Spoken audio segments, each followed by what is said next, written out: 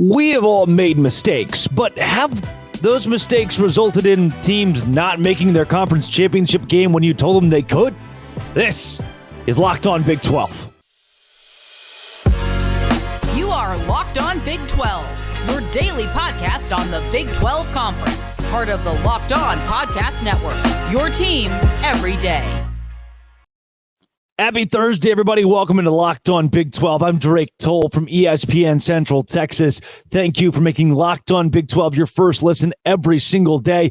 Look, as of this time yesterday, before the Big 12 had clarified all of its jazz, Kansas State and Texas were playing in the Big 12 title. I had picked Kansas State earlier this week to play in the Big 12 championship against Texas. That's what seems so obvious based on what the Big 12 told us for how we were going to go by the rules, by what is written. That's it. That's there's no need for clarification. That's the tiebreaker as it's written. There is the multi-team tie. Head-to-heads don't take precedent. That's not what it said, right? That's not what was written in the rule. Instead, it was your ability to beat other teams that were common opponents, right? That was the rule.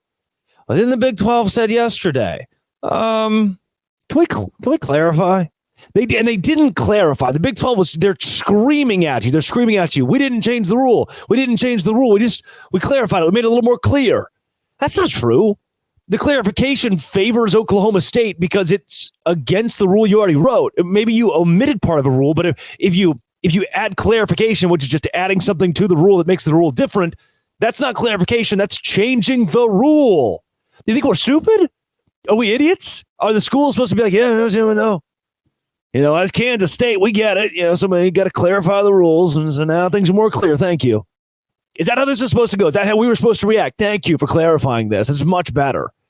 You changed the damn rule. That's not how that works. And they'll get away with it, too. Middle of the season, saying, oh, we didn't change it. We clarified it. That's not how, no. What's even wilder about this, what's even more insane to me is it the base level, they got it right. And maybe that makes you scream a little bit in your head. I could see it. Yes. But maybe they got it right here. Because Oklahoma State beat Oklahoma. Oklahoma State beat Kansas State. So it would be obvious in a three-way tie that the head-to-head deal would work. That the team that's beating the other two gets to keep going. Obvious, right? Not how the Big 12 wrote it. And if you go by how the Big 12 wrote it, Kansas State's going to the Big 12 championship game. I'd be fuming if I'm Oklahoma State or Kansas right now. But at the same time, this is a whack rule. It's a stupid rule. Kansas State and Oklahoma weren't playing just to have a good record compared to the head-to-head of the other team, Like all you had to do to make this not be a thing is beat Oklahoma State. Had you beaten Oklahoma State, you would have the head-to-head. This wouldn't be an issue. You'd be in the Big 12 championship. Oklahoma State beat you. They were the better team when you two guys played. And since Oklahoma State beat you, isn't it true that they should get the opportunity to play for a conference championship? Trolley question, Sophie's choice. At this point, the rule was wrong and poorly written. I think you save even more face by coming out and saying, hey, guys, we got this wrong. We wrote it too vague. Not only are we clarifying, but we're changing the rule outright here. We're going to tell you that the right thing is going to happen in this conference. We're going to do the right thing and give a championship berth to the team that deserves it, the team that beat the other two squads. That's what should have happened. That's what should have happened, and it didn't. The Big 12 tiptoed around it, try to hide it from you, say that, we're just clarifying. It's not true. I'm not an idiot. You're not an idiot. You can't just slip crap in there and say, same thing. We added a sentence to make it the same. No, not how that works. Piss poor. Major conferences can't do this and be respected. Let's make some money. How about some best bets? Beat the books this week. This is Locked On Big 12, part of the Locked On Podcast Network, your team every day. Today's show is brought to you by our friends at Jace Medical. Jace Medical is the place to go when you need a little help down there. We spent a lot of time talking together, you and I. We get fired up together on wins and losses, who starts, who sits. I'm thankful for that connection we have today. I want to chat personal. I learned you can get a 1-year supply of ED medications. You realize what that means? Being on extended travel, bringing in the next natural disaster or supply chain issue, you're covered, my friend. You don't have to worry about whether or not you can refill your generics. It's possible because of your friends at Jace Medical. Go online right now at jacemedical.com to receive your 12-month supply on your daily medication. Remember, use promo code LOCKEDON at checkout for a discount as well. A verified customer had this to say: I'm thankful for Jace. Supply chain issues caused me to cut pills in half. I ordered most of my daily meds with a year supply. I ordered antibiotic kits. I feel secure now. Prices are lower than local pharmacies. I highly recommend this for everyone. If you or someone you love needs to get the peace of mind by having a year supply of any daily med, go to jacemedical.com to see if it is offered for you. Remember to use promo code LOCKEDON for $20 off your purchase at jacemedical.com. Beat the book. Lord, I was born a gambling man. Now let's win a little bit of money this weekend. My first best bet of this week in the Big 12. Baby. Dude, I look at these lines, and usually I try to take you from the 11 a.m.s all the way to the night games, and see that BYU is a 24.5-point underdog at home, and you would think it's a lock. It's a lock, right? I've got to go BYU plus 24.5. I mean, I've been such a homer for this team. Dude, that's way too many points. That's way too many points, but it also might happen.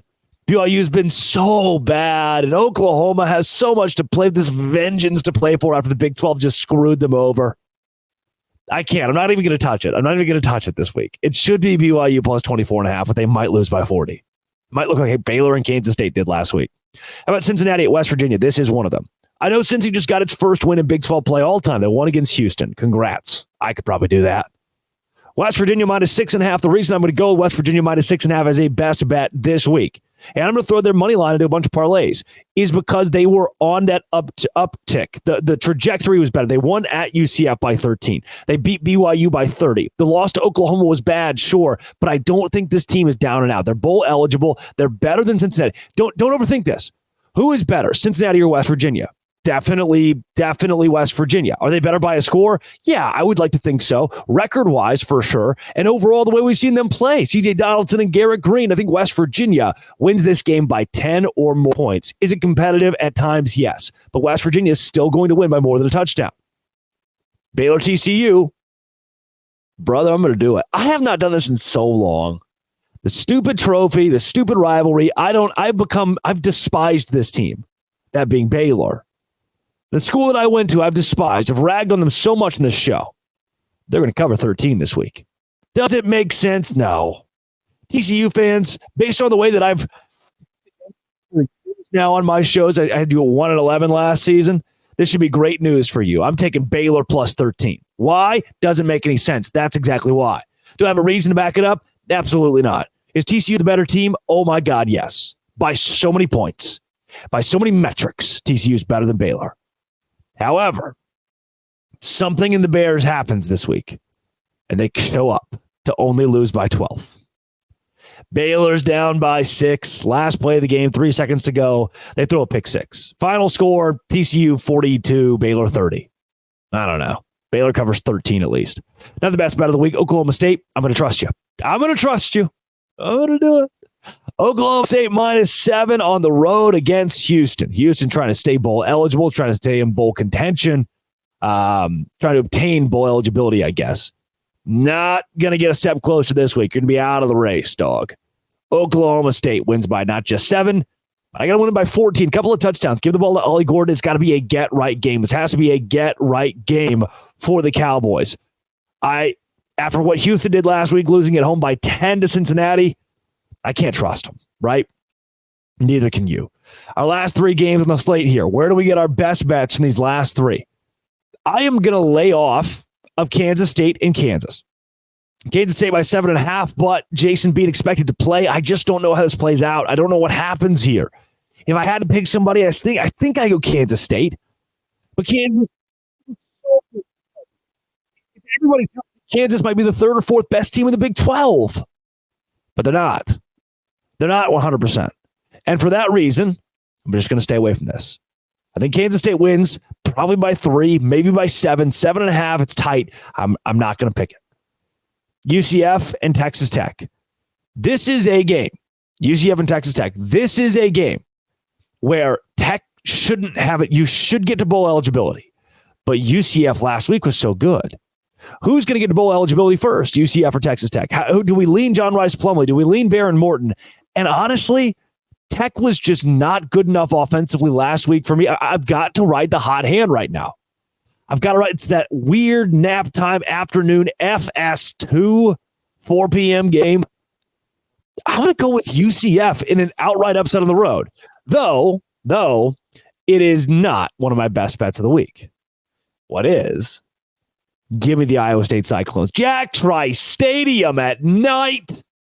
Oh, it's going to be rocking. 7 o'clock kickoff on Fox. Texas, Iowa State. The Cyclones love to be, they love to rob teams of joy and fun. That's their whole brand. Even when they're bad, it doesn't matter. They're not bad. They're 6-4, 5-2 in Big 12 play. Still have a shot for a Big 12 championship. Do you want to complicate the entire tie-breaking process thing even more? If Kansas State wins this week, they're 6-2. Texas loses to Iowa State, they're 6-2. Iowa State also 6-2. Oklahoma State beats Houston, they're 6-2. And then BYU loses to Oklahoma, that puts OU at 6-2. There's a real way that happens. And then the Big 12 is going to come out and be like, hey guys, we changed the rules. It actually has to be Texas and Oklahoma in the Big 12 championship game. That's probably what's going to happen. But this one, Iowa State and Texas. Gut feeling. I'm going to go with it. Quinn Ewers, the check down king, didn't have a great game against TCU. They only beat them on the road by 3. Iowa State is better than TCU. You're on the road. This one at night. I'm going to go with a team that just won 45-13. With a team that mowed through its start of Big 12 play. The Iowa State Cyclones. Give me the clones. Cyclone Larry over Texas this week. Please, God, for all that is good. I need this in my veins. This has been and always will be. Let's make some money together. Place those bets. I place the bets that I give you. So if I lose, you lose. If you lose, I lose. This has been and always will be. Woo! Thanks for making it your first listen every single day. I love you. Locked on. Thanks for making it your first listen every single day. Dose grande.